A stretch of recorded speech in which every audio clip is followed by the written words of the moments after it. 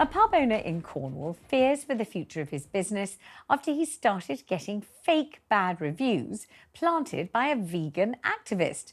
One review says, not great, they had a problem with the food and the owner was rude and wouldn't recommend this place on any level. But it turned out that the reviewer had never even been there, let alone eaten the food. So joining me on the programme now is the chef and owner of that particular pub, Joss Beechim-Horton. Hello, Joss, thanks for joining me.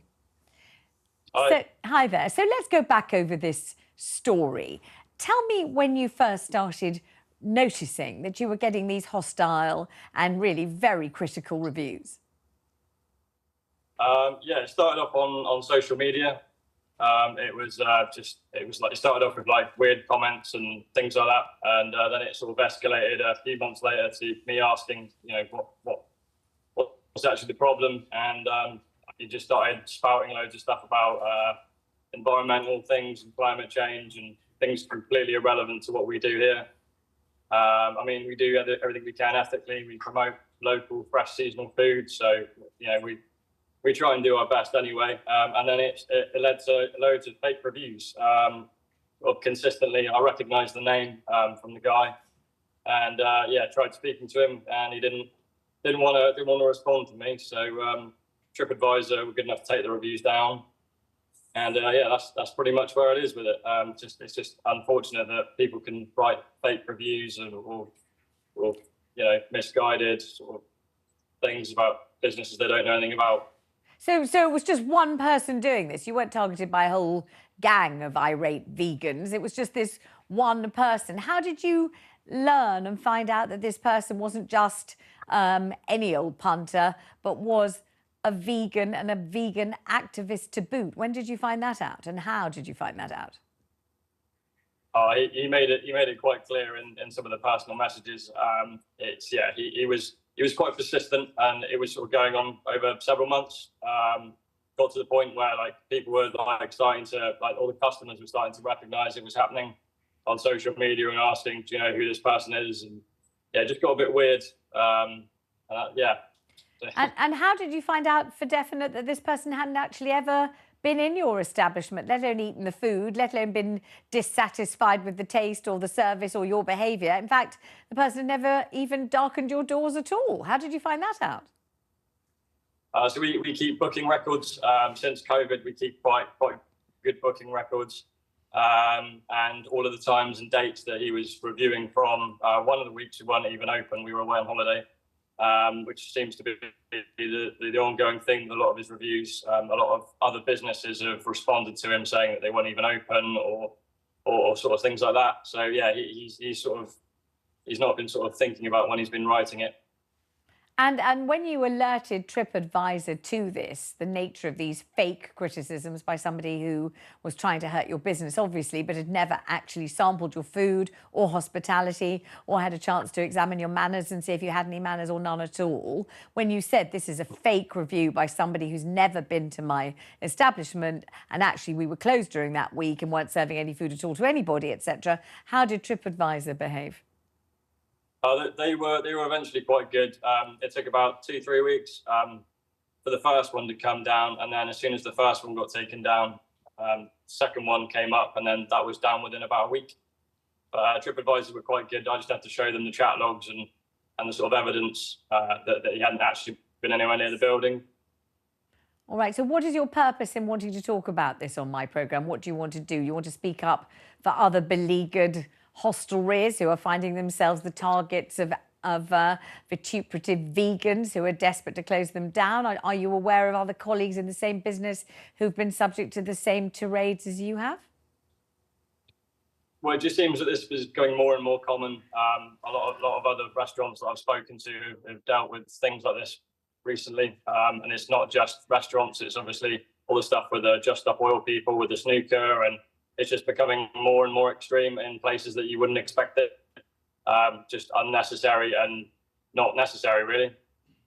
I mean, I don't suppose you're the only pub landlord or chef or hotelier or boutique owner or anybody really applying any kind of service industry who hasn't been targeted by fake reviews. I mean, this is a pretty well-known thing, either false positive reviews where the person reviews their own place and says how wonderful it is, or fake reviews for a variety of different motives and a variety of different unpleasant and hostile reasons. So I don't suppose you or I discussing it on Talk TV is going to do anything at all to stop it, do you? I hope it would, but I don't think it will.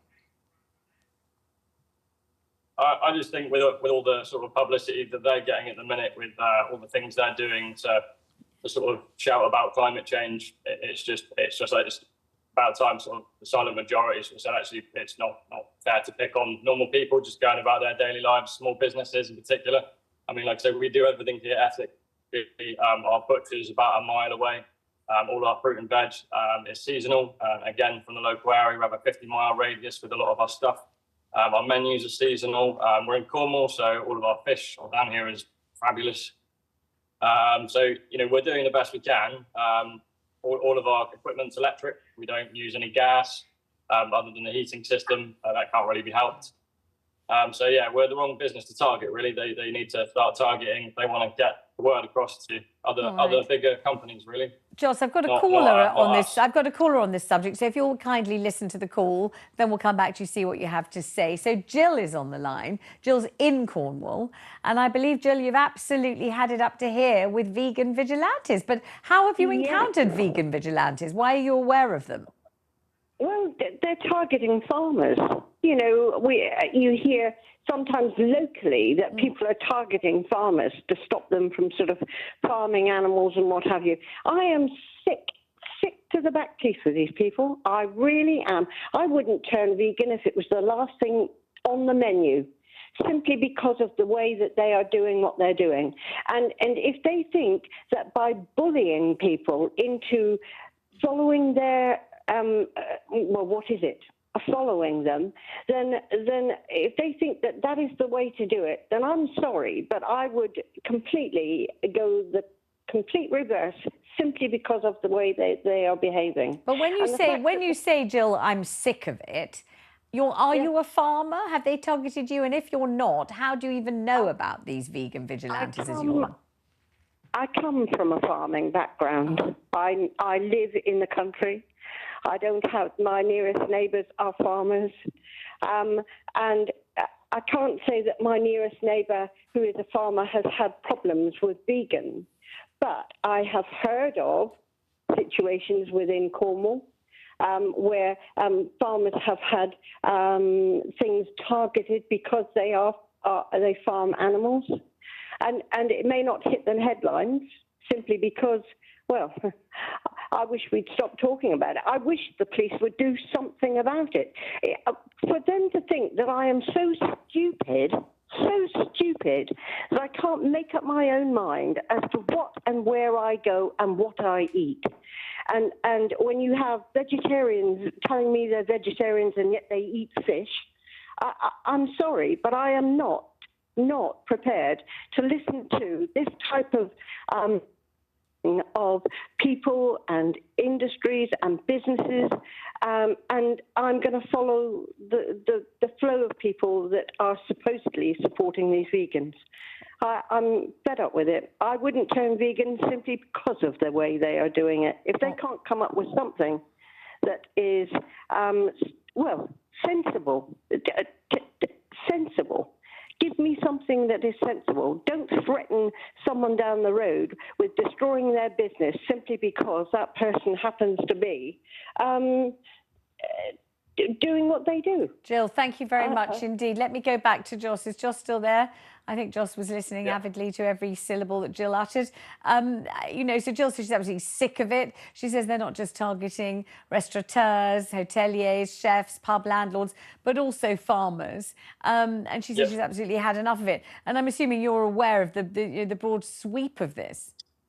Yeah, well, farms, and particularly up in Somerset, there was a story a few years ago. I think it was a turkey farm, and I remember that I think they got burnt out the farm shop. Someone threw a bloody firebomb at them. So yeah, that wasn't great. And I've heard of all sorts of farms being targeted. One of the other reviews of this guy was of a working farm with a cafe on site, and that was his biggest gripe, was that it was a working farm. And he made a lot of personal attacks to the actual owners, saying that he's going to do them harm and all sorts of horrible stuff. So it's it's just a bit silly, really. Well, thank you very much for telling us about it. Hugely appreciated. If you are a vigilant vegan, you might want to give us a call and explain why you're using those sorts of tactics or techniques.